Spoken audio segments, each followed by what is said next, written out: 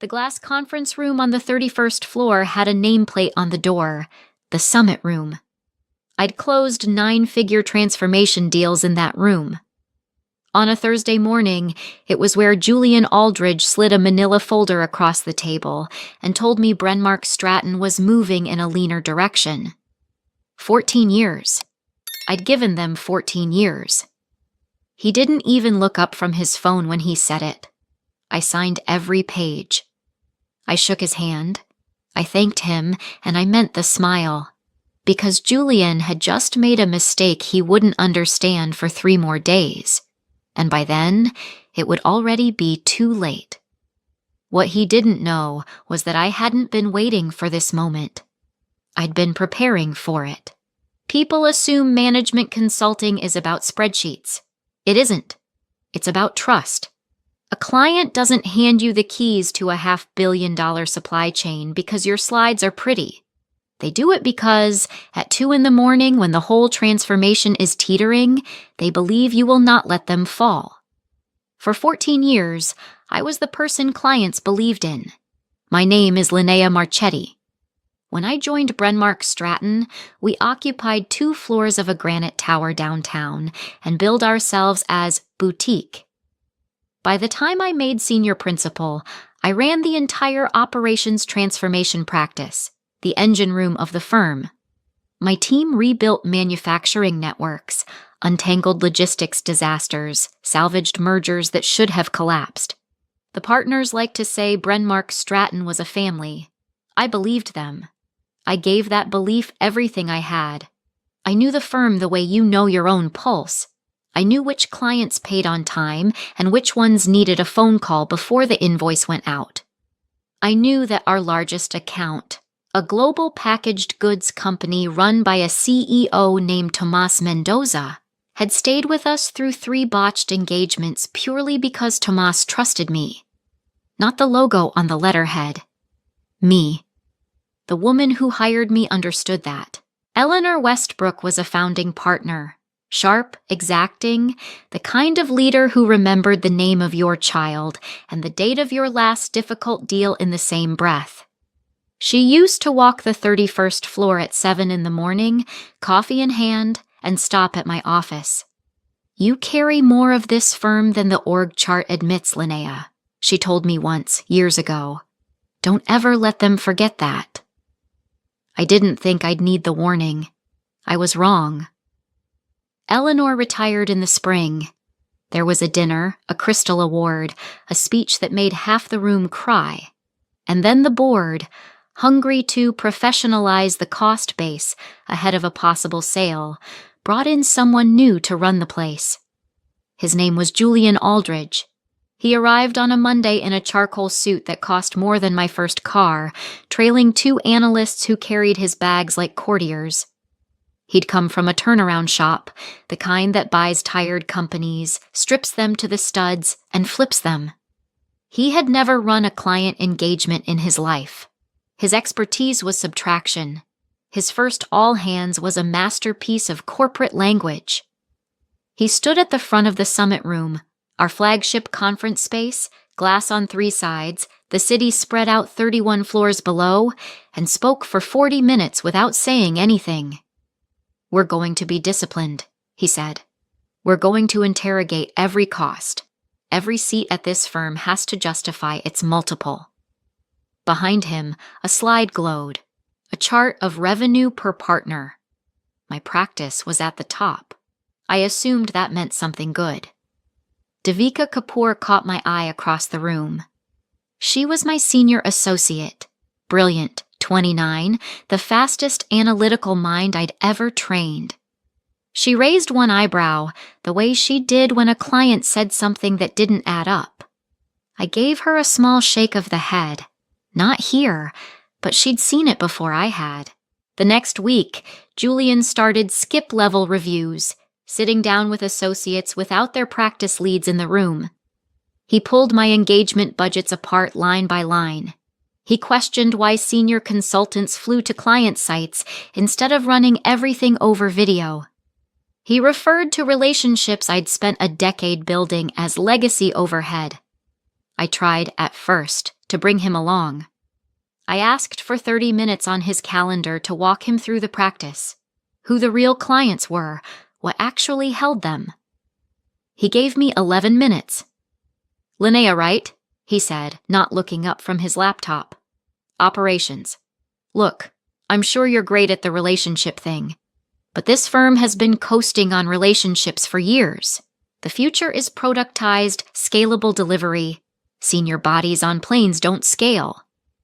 Tomas Mendoza didn't sign $300 million of work with us because of a product," I said. "He signed it because of who picks up the phone at midnight." Julian finally looked at me. He smiled the way you smile at a child explaining a card trick. "Then maybe," he said, "the firm has a key person problem it needs to solve." I walked back to my office and sat down very slowly. Most people, in that moment, would have felt fear. I felt something colder and clearer than that. Because 2 years earlier, quietly, on a weekend, with a lawyer Eleanor had once recommended and never knew about, I had already started solving a problem of my own. The dismantling started quietly, the way these things always do. First, my biggest engagement was restaffed. Julian moved the Mendoza account under a newly hired delivery director, a man named Coyle who'd never met Tomas, never sat through one of those midnight calls, and pronounced our client's name wrong twice in the same meeting. I was told this was about building institutional resilience, reducing the firm's dependence on any single person, reducing the firm's dependence on me. I sat in the staffing review and watched my 14 years get redistributed like surplus furniture. Devika sat beside me, rigid, her jaw tight. When Julian announced that I would transition to an advisory role to mentor the next generation, someone near the back actually laughed. A junior partner I'd promoted myself. He caught my eye and looked at the table. That was the part that stayed with me. Not the demotion, the laugh. A week later, Julian called the senior leadership into the summit room. I knew before I walked in. You learn to read a room after 14 years, and this one had the particular stillness of people who already knew what was coming and were grateful it wasn't them. There was a manila folder at my place at the table. Just one. Everyone else had coffee. Julian stood at the head of the room, the city glittering behind him, and ran through his slides about right-sizing the cost base. Then he turned to me, in front of 11 of my colleagues, and made it personal. "Linnea, I want to be straight with you, because I respect you," he said, in the tone of a man who respected no one. "Your practice is the most expensive seat in this firm. The numbers don't support it anymore. Frankly, your seat costs more than you bring." I didn't move. "The relationship-driven model, it's a luxury we can't carry into a sale," he went on. "The market wants scale. It doesn't want a personality cult around one principle." He let that land. A personality cult. Around the woman who'd kept his largest client for a decade. "I'm sure you understand," he finished. "This is just business." I looked around the table. 11 faces.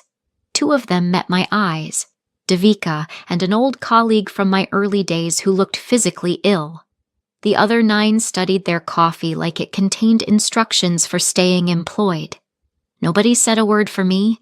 Not one. I opened the manila folder. Separation terms, a non-disparagement clause, a generous-looking severance designed to make the silence feel mutual. I read it slowly, partly because I wanted to be sure, and partly because watching me read it made Julian uncomfortable, and I found I didn't mind that at all. "You've thought this through," I said finally. "We have." "Has anyone told the clients?" A flicker. "We'll manage the communication, professionally. There's a transition plan." "Of course," I said. "A transition plan." I signed every page. I capped my pen, slid the folder back across the polished table, and stood. "Thank you, Julian," I said. I mean that. He looked for just a second unsettled, the way you do when you've prepared for tears and gotten gratitude instead. Then he recovered and gave me the card trick smile. No hard feelings, he said. You'll land somewhere great. I already have, I told him, and I let him decide what that meant. That should have been the end of it. But there was one more cut coming, and it came that afternoon. I was clearing my office, 14 years fit into 3 boxes, which tells you something, when Devika appeared in the doorway, white-faced, holding her laptop. They've already sent it, she said. Sent what? She turned the screen toward me. A firm-wide email, signed by Julian, announcing my departure to pursue new opportunities and thanking me for my service. Warm. Final. Time-stamped 11:52 that morning, 8 minutes before I'd signed the papers.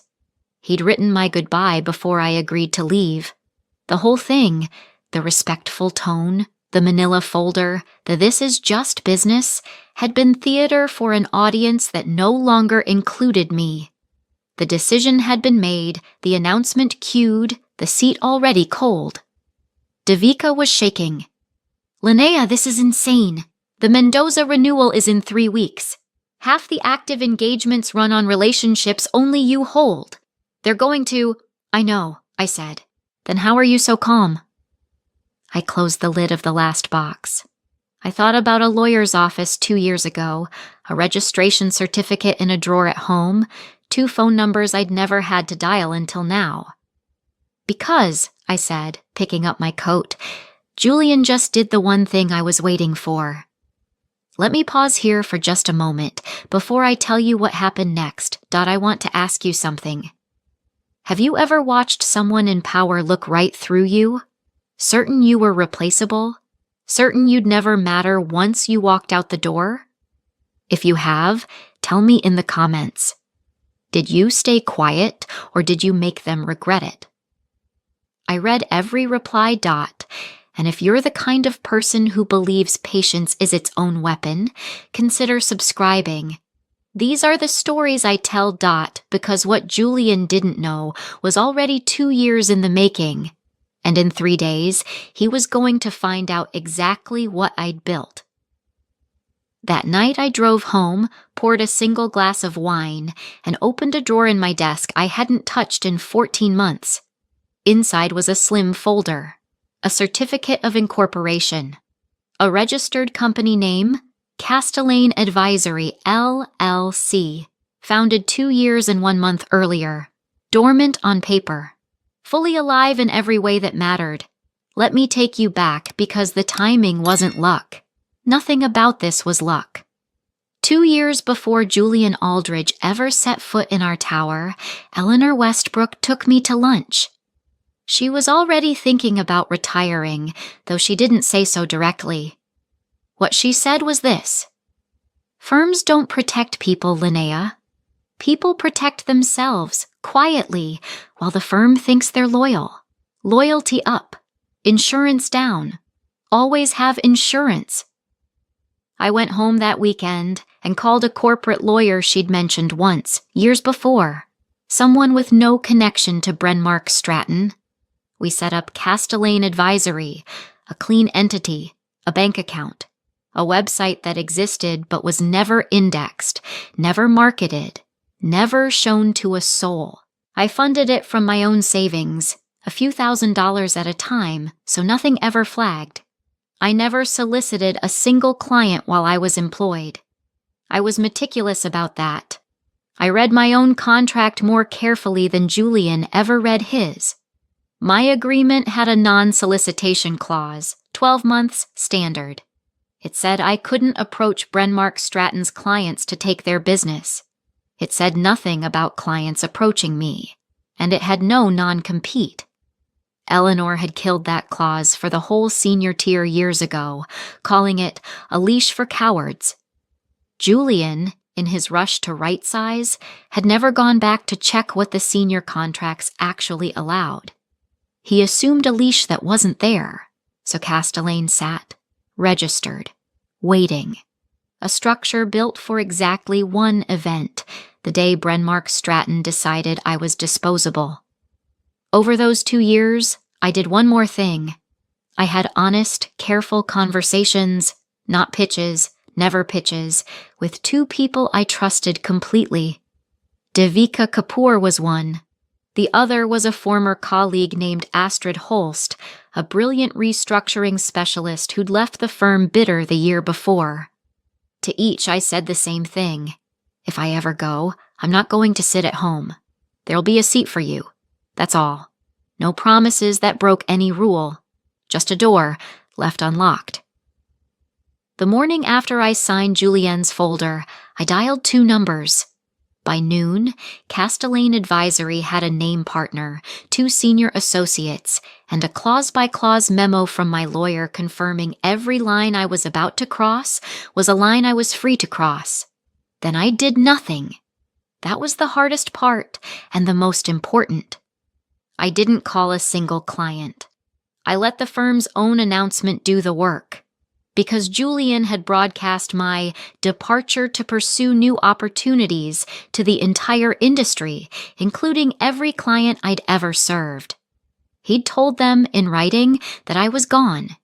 He'd just never imagined they'd come looking. Tomas Mendoza called me 48 hours later. Himself. Not his office. Him. "Linnea," he said, "I got a very strange email from your firm. It said you left to pursue opportunities. So I'm calling to ask, what are the opportunities?" I told him the truth. I had started my own advisory firm. I wasn't able to approach him, but if he ever wanted to talk, my door was open. There was a long pause on the line. "Send me your details," Tomas said. "Our renewal is in 3 weeks. I'd like to understand my options." I gave him the Castellane address. Then I hung up and sat very still in the quiet of my home office, listening to my own heartbeat. Across town, on the 31st floor, the first tremor was just reaching Julian. Devika texted me that afternoon, from inside the building, 3 words. He knows something. What he knew was small at first. The Mendoza renewal meeting had been rescheduled by the client. Then a second account asked to pause their statement of work. Then Coyle, the delivery director who couldn't pronounce Tomas's name, walked into Julienne's office and admitted the largest client in the portfolio wasn't returning his calls. Devika told me later that Julian stood at his window for a long time after that, looking down at the city, and finally asked the room a single question. "Where," he said, "did Marchetti actually go?" Nobody knew the answer, but somewhere in the back of his mind, a number was starting to climb. And for the first time, Julian Aldridge looked afraid. They called me back into the building 11 days later. The request came through the firm's general counsel, not Julian, a carefully worded email inviting me to a discussion regarding transition matters. I knew what that meant. The Mendoza renewal hadn't been signed. 2 other accounts had gone silent. The tremor had become a fault line, and now they wanted to stand on solid ground by standing on me. I wore the same suit I'd worn the day I signed his folder. I took the elevator to the 31st floor, and I walked into the summit room, glass on 3 sides, the city laid out below, for what everyone in that room assumed would be a negotiation. It wasn't a negotiation. It was a reckoning. They just didn't know yet which side of the table held the power. Julian was there. 2 board members, the ones who'd hired him to prepare the firm for sale. The general counsel, a careful man named Pruitt with a legal pad and a grim expression. And Coyle, looking like he hadn't slept. Julian opened with the smile, but it was thinner now, stretched over something brittle. "Linnea, thank you for coming. We've had some client noise since your departure. I think there's a path where everyone wins. We'd like to bring you back as a senior contractor on the Mendoza account. Generous day rate. You stabilize the relationship. We all move on." I said nothing. I let the silence do what silence does. Pruitt cleared his throat. We should also note, he said, that the firm is reviewing whether any post-employment solicitation has occurred. Your separation agreement contains a 12-month non-solicitation clause. If clients have been approached, that would be a serious matter. There it was, the threat, dressed as procedure.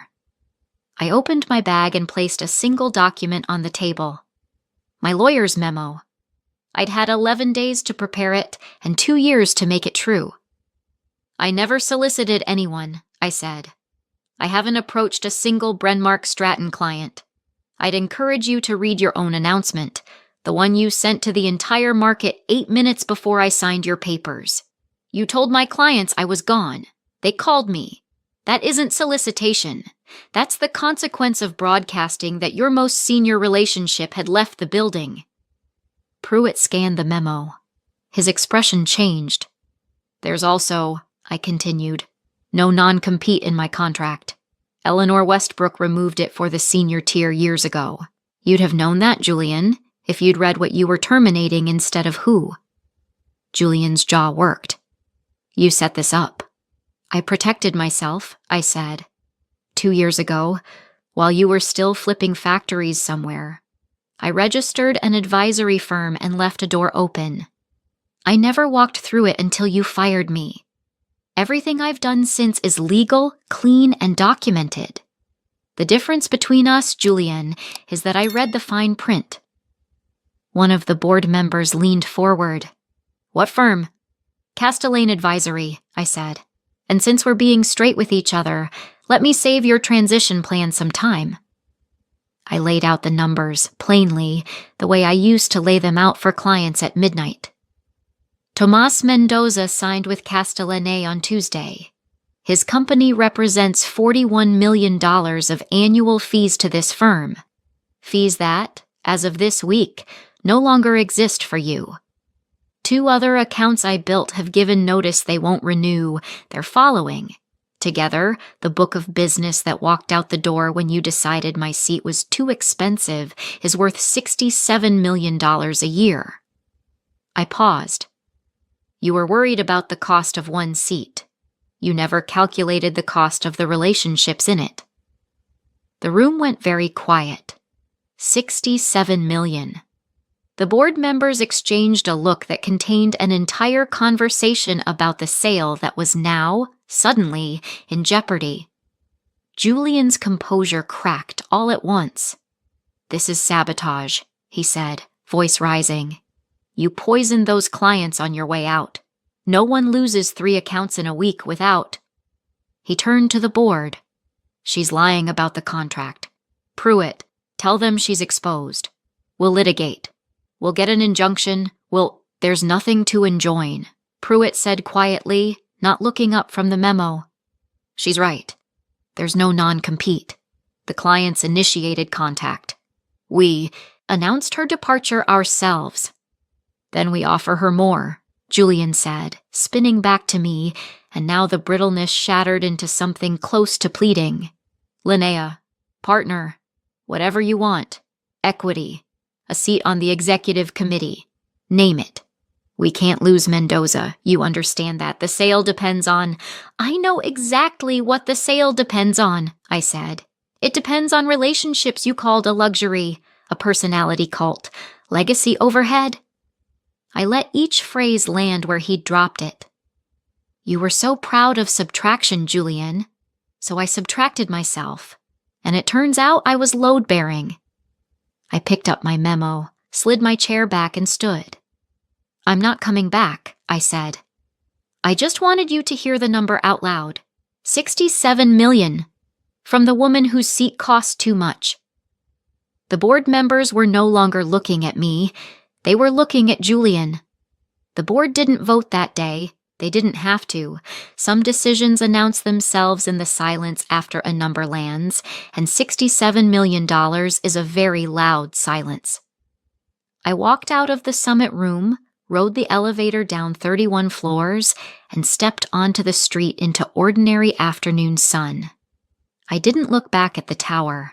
I'd spent 14 years looking up at it. I was done. What happened inside, I learned over the following weeks. Partly from Devika, partly from the trade press, partly from people who suddenly remembered they'd always admired me. The sale collapsed first. The acquirer had been valuing Brenmark Stratton on the strength of its marquee accounts and its recurring fees. When Mendoza walked and the other two followed, the model the buyers had built came apart. 41 million here, 26 million there, and a thesis that the firm's revenue was sticky exposed as a fiction. The buyers asked for an extension to rediligence. Then they asked for a 40% reduction in price. Then they walked too. Julian lasted 9 more days. The board that had hired him to make the firm lean had hired him to make it sellable. He had done the opposite. He'd taken the most expensive seat in the building, called it overhead, and in removing it had detonated the very value he was brought in to protect. There was no slide for that, no turnaround framework. The man whose entire expertise was subtraction had subtracted the wrong thing, and the math was merciless. He resigned on a Friday. The internal email, I'm told, thanked him for his decisive leadership during a period of transition. Warm. Final. The same language he'd used on me, recycled for his own exit. There was a certain symmetry to it that I allowed myself to enjoy for exactly one evening. He surfaced months later at a smaller firm, a tier down, in a role with a long title and little power. The story followed him the way these stories do, quietly in the rooms where senior hires are decided. He's the one who lost the Mendoza book. In our industry, you can survive almost anything except being the cautionary tale. Brenmark Stratton survived, smaller and humbler. They sent me a letter, eventually, through Pruitt, an offer to explore a strategic relationship between the firms. I had it framed. Not out of cruelty, out of memory. So I'd never forget what a firm's loyalty is actually worth when the quarter turns. Castellane Advisory, meanwhile, did the thing I'd built it to do. Devika resigned from Brenmark Stratton the week after the confrontation and walked into our office as a founding associate. Astrid Holst came on full-time. Within 4 months, we'd hired 6 more, most of them senior people who'd watched what happened to me and decided they wanted to work somewhere a person couldn't be reduced to a line item. Tomas Mendoza wasn't just a client. He became a reference, and references in this business are oxygen. By the end of the first year, Castellane was billing more than my old practice ever had, with a fraction of the politics. Eleanor Westbrook called me on a quiet Sunday after it was all over. I could hear the smile in her voice before she said a word. "Insurance down," she said. "You listened. You taught me." "No," she said. "I gave you the warning. You're the one who spent 2 years building the answer while everyone thought you were just being loyal. That part was all you, Linnea." I think about that sometimes, late, in the office I own, with my name on a door no one can take from me. People imagine revenge is loud, a speech, a slammed door, a viral moment. It isn't. Real power is quieter than that. It's a registration certificate in a drawer, a clause someone forgot to read, a door left unlocked for 2 patient years. Julian thought he was firing an expensive employee. What he was actually doing was removing the only thing holding his firm together and handing me, free of charge, the one thing I'd been waiting for, a clean reason to go. They called my seat too expensive. They never understood that I was never the seat. I was the reason anyone sat down.